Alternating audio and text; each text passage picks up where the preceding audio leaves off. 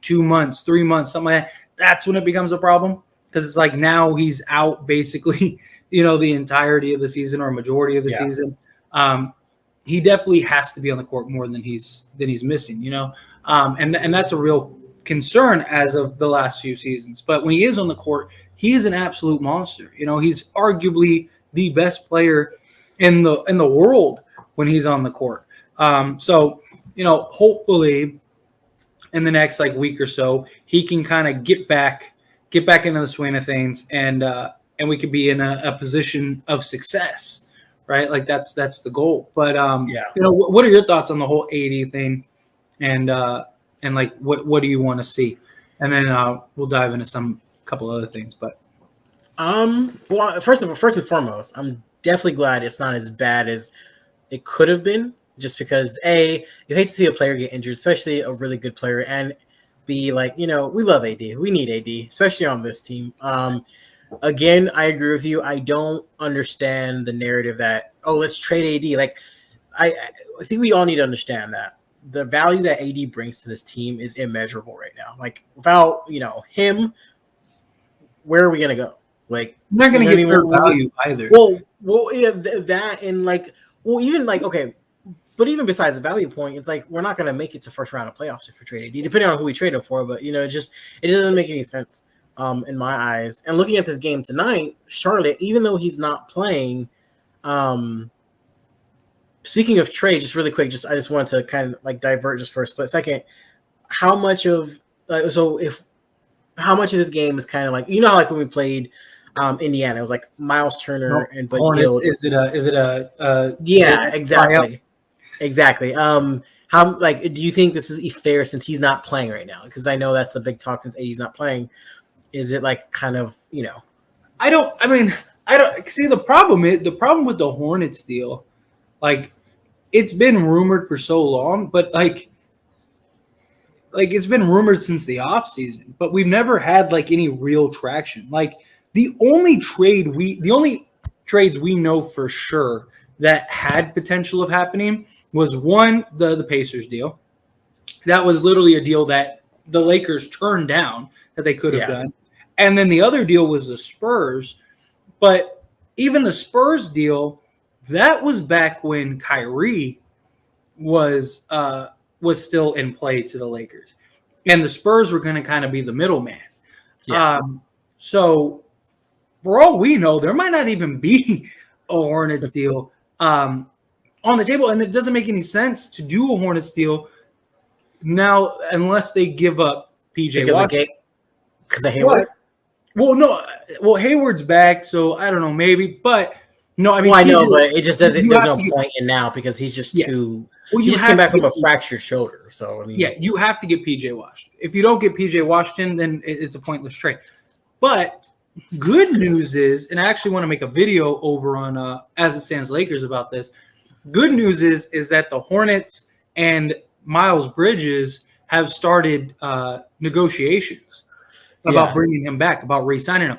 And that's good because if they do that, then that was the whole reason. Bringing who back? Bringing Miles Bridges back. Oh. And so the whole reason that they originally wanted to trade PJ Washington was because they had to pay Miles Bridges. So if you're going to pay if you're going to pay Miles Bridges again, then you're still in the same position to where it's like, well, we should probably unload PJ Washington. They're one of the worst teams in the league. So like if you were ever going to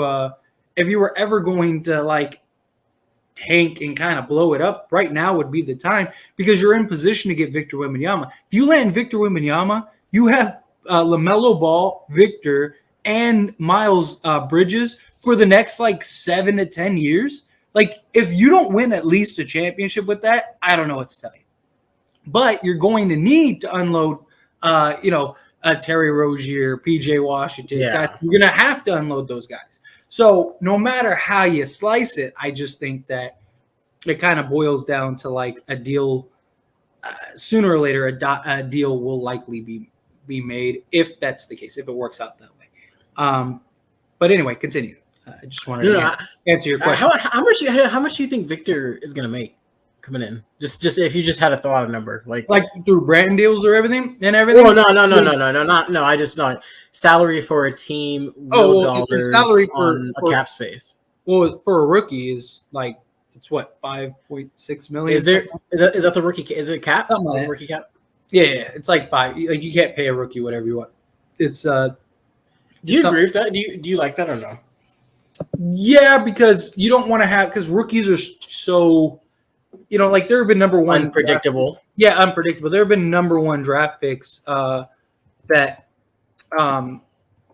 just turn out to be nothing. Well, even look at Zion. Zion was great and is great, but you have to like the injuries too. It would also injury like it would also screw everything up too, though. Yeah, because so like for example, right? Like you could have let's say a team could pay whatever they wanted for a rookie. Yeah. Like that could cause some players, I'd go to the Hornets in this draft, but next draft I might go to the Knicks or the Lakers. So let me, you know what I mean? Like you get stuff like that. Also, it would affect salary cap space and all that. It would be a nightmare. So you got to have a salary, like a little cap for those guys. But endorsement deals, brand deals, stuff like that. I mean, he could be making $30 million a year when all is said and done. You know what I mean? Like easily, right out the gate. Yeah. Especially if he lives up to the hype, he could easily be making 20, 30 million. So that's he's for sure going to get the cap though, probably the rookie max. Yeah, it's a set price. So like there's no like a team can't say, well, we're going to pay you $2 million. Like it's literally like I did not know that.